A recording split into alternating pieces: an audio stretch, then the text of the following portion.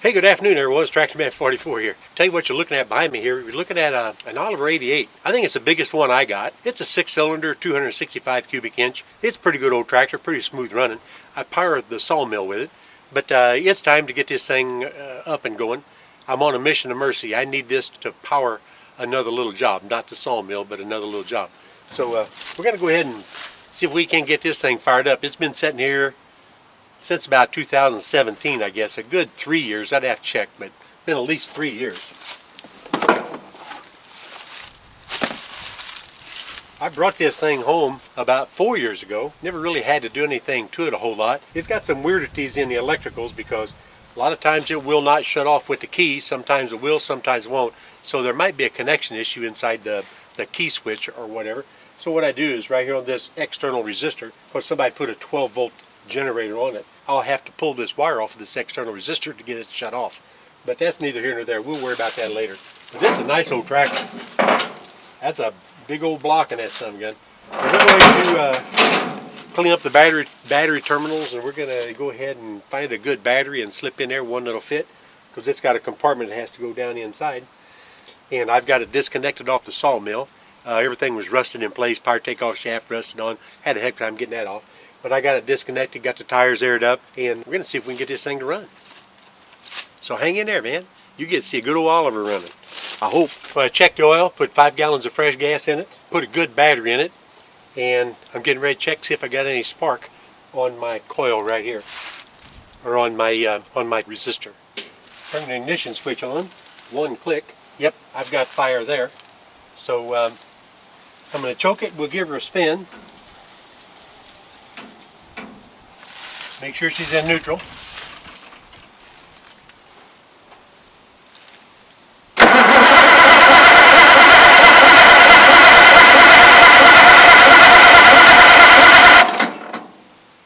Well, that's not sounding good.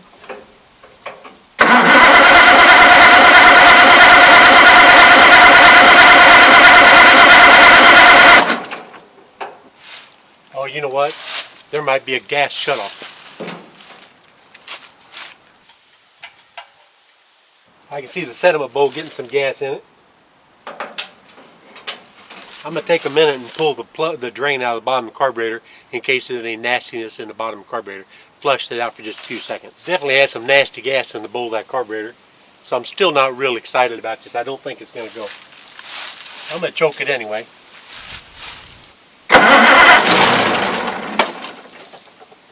Well, that's a good sign.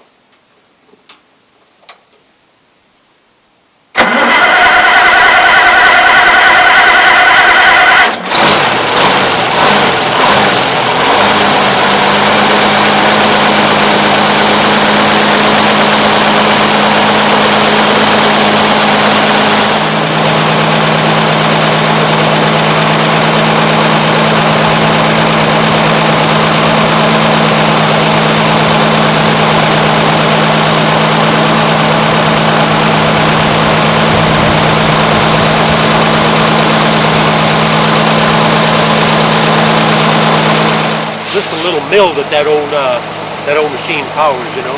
It's just a power takeoff driven mill, A-14 Belsaw. I did a little video on it a while back. I'll ever run it again here one of these days, maybe in the spring, I don't know. But I'm really happy. The old Oliver just fired right up. Once I got that nasty gas out of it, didn't look like it had a good steady flow going into the sediment bowl. So if it dies here in a few minutes, I'll know it's not getting enough gas. Probably have to take that out and clean that sediment, and then put it back together. But I'll go ahead and wrestle that beast out of there and get it over on the project we're wanting to put it on. So I hope you all enjoyed that. It was a first start about 3.5 years or so on that old Oliver 88, and a cold start at that. It's getting kind of chilly out here right now. Hell, I got my fur coat on, you know.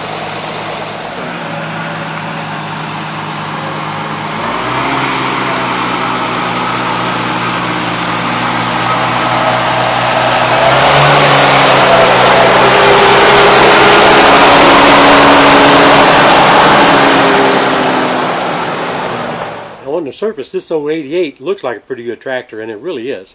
It's very reliable. Like they're setting for 3 years and 10 months, it essentially fired right up after draining the old gas out of the bottom of the carburetor. But this front end on it, it's got a wide front end, and I'd be interested in getting rid of that wide front end if somebody'd be interested in it, because I've got a 77 narrow front end that I would like to put on in place of it. As you can see, there's the original pedestal, drop it down there in the dead center. I could easily match that 77 spindle and all those accessories up and change this back to a narrow front end. This was an actual, as I understand, as close as I can tell, a rear end steering gear off of a combine, but I'm not absolutely positive. But if you know anybody who might be interested in this, it'll go cheap. It's a Norden, N-O-R-D-E-N, a Norden axle from Mashburn Incorporated. It's got a serial number and everything on it, but the turning radius is just horrible on it. I think it could be made over, but I don't really care. I don't want to mess with it. I don't like it at all, and I'm going to be changing it out. So at any rate, that's the main thing. And then of course these big old tires, you know, they don't hold air. It's got a slow leak in it. It held overnight, but I'll have to fill it up again to move it. It usually just sits over there and runs the power takeoff powered, PTO powered sawmill. And on the back end, it's got a Category 2, a makeshift Category 2 3-point that's added to it, and you can see a huge hydraulic cylinder underneath there. I would be willing to part with that too, and it too will go really, really cheap because it does not do me any good at all. There's my drawbar. That's what I use for 99% of my operation, and I'm going to, as a matter of fact, while I got it over to shed, I'm going to be docking these lift arms and these other makeshift pieces, and that I might leave the rock shaft on, but it will come off. But if you look close, you can see it's kind of boogered up. Those are definitely not my welds, but you know, it is what it is. I think it's functional. It was functional, but it's not doing me any good at all.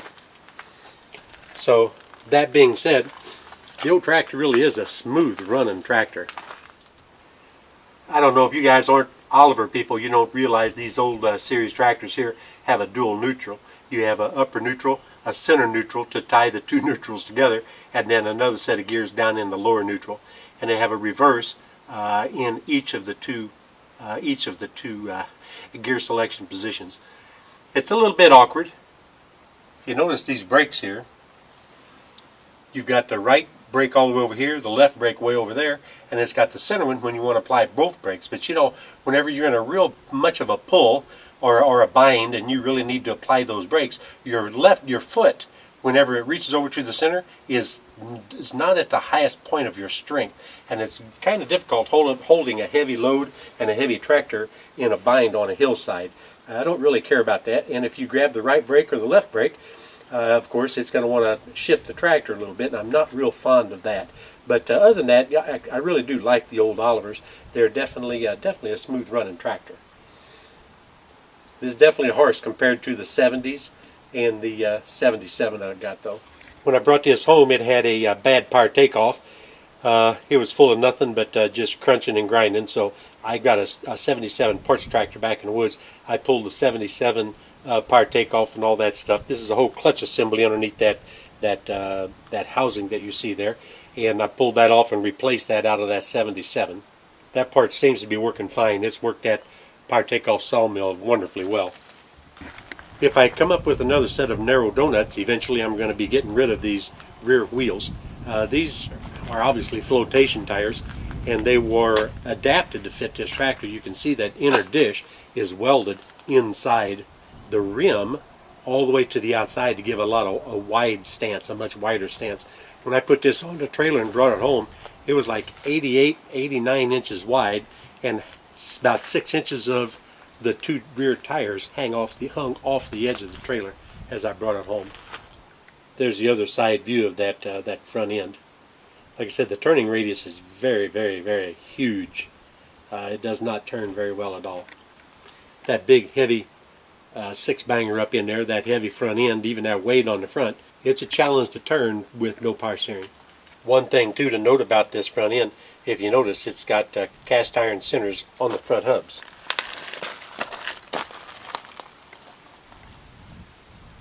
That adds a good percentage of weight to the front end also. Those are probably 45-pound weights, 50-pound weights. So you know what, it's Tractor Man 44, and I am out of here, guys.